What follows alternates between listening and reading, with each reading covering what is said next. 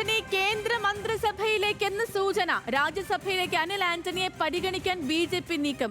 George Kurian പകരം ഒഴിവ് വരുന്ന സീറ്റ് അനിൽ ആന്റണിക്ക് നൽകിയേക്കും. സംസ്ഥാന നേതൃത്വവുമായി ആശയവിനിമയം നടത്തി. പി.കെ. കൃഷ്ണദാസിന് ഗവർണർ പദവി നൽകുന്നതും പരിഗണനയിലുണ്ട്. വിശദാംശങ്ങളുമായി ശരത് ലാൽ ചേരുന്നു ഡൽഹിയിൽ നിന്നും തത്സമയം. Sarath, good morning. എന്തൊക്കെയാണ് ബി.ജെ.പി നീക്കങ്ങൾ? Good morning Sethulakshmi. കുറച്ചു കാലമായിട്ട് കേരളത്തെ സംബന്ധിച്ചോളം പി.എസ്. ശ്രീധരൻപിള്ള, അതിനുശേഷം സി.വി. ആനന്ദ് ബോസ്, ഇപ്പോൾ ജോർജ് കുര്യന് കേന്ദ്രത്തിലുള്ള മൂന്ന് പ്രധാനപ്പെട്ട സ്ഥാനങ്ങൾ ഒഴിഞ്ഞു കിടക്കുകയാണ്. ഇത് സംബന്ധിച്ചുള്ള ചർച്ചകളാണ് ഇപ്പോൾ അനിൽ ആന്റണിയിലേക്ക് എത്തിയിരിക്കുന്നത്.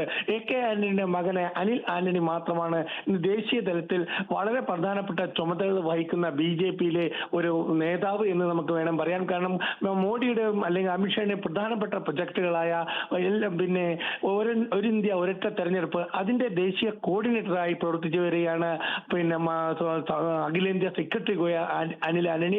ഈ സാഹചര്യത്തിലാണ് ക്രിസ്ത്യൻ വിഭാഗത്തിൽ നിന്ന് ഒരു രാജ്യസഭാ അംഗമായിട്ട് അനിൽ ആന്റണിയെ പരിഗണിക്കുന്നത്. അനിൽ ആന്റണി രാജ്യസഭ ആവുകയാണെങ്കിൽ അദ്ദേഹം രാജ്യസഭയിൽ എത്തുകയാണ്. അതിനു മുമ്പേ തന്നെ അദ്ദേഹത്തിന് കേന്ദ്ര മന്ത്രിസഭയിൽ ഉൾപ്പെടുത്താനുള്ള നീക്കമാണ് ദേശീയ നേതൃത്വം പ്രകടിപ്പിച്ചത്. ഇത് സംബന്ധിച്ച് കഴിഞ്ഞ 2 ദിവസമായി ഡൽഹിയിലുള്ള രാജീവ് ചന്ദ്രശേഖർ, ബി.ജെ.പി അധ്യക്ഷൻ രാജീവ് ചന്ദ്രശേഖറുമായി കേന്ദ്ര നേതൃത്വം ആശയവിനിമയം നടത്തിയിട്ടുണ്ട്. അനിൽ ആന്റണി വരുന്നത് കൊണ്ട് അനിൽ ആന്റണിയെ മന്ത്രിയാക്കുന്നുണ്ട്, സംസ്ഥാനത്ത് ഗുണം ലഭിക്കും എന്നുള്ള രീതിയിലുള്ള ചർച്ചകളാണ് ഇപ്പോൾ നടക്കുന്നത്. എന്നാൽ കേരളത്തിൽ നിന്നൊരു രാജ്യസഭ അംഗം ഉണ്ടാവുന്നതിൽ അത് അനിൽ ആന്റണി ആയിരിക്കുമെന്ന് ഏകദേശം ഉറപ്പായിട്ടുണ്ട്. എന്നാൽ രാജീവ് ചന്ദ്രശേഖരൻ സംസ്ഥാന നേതൃത്വത്തിന്റെയും നിലപാട് ഇക്കാര്യത്തിൽ അനിൽ ആന്റണിക്ക് അനുകൂലമാകുമോ എന്നതാണ് ഇനി നമുക്ക് അറിയേണ്ടത്. ഏതായാലും കേന്ദ്ര നേതൃത്വം അവരുടെ അഭിപ്രായം പറഞ്ഞു കഴിഞ്ഞു.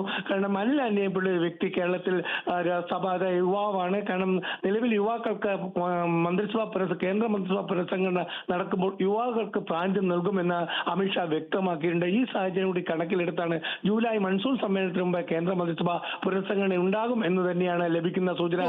അങ്ങനെയാണെങ്കിൽ അനിൽ ആന്റണിയെ കേരളത്തിലുള്ള കേന്ദ്രമന്ത്രി സ്ഥാനത്തേക്ക് പരിഗണിച്ചേക്കും എന്ന സൂചനയാണ് ബി.ജെ.പി കേന്ദ്ര നേതൃത്വം പുറത്തു വരുന്നത്. ശ്രീലക്ഷ്മി.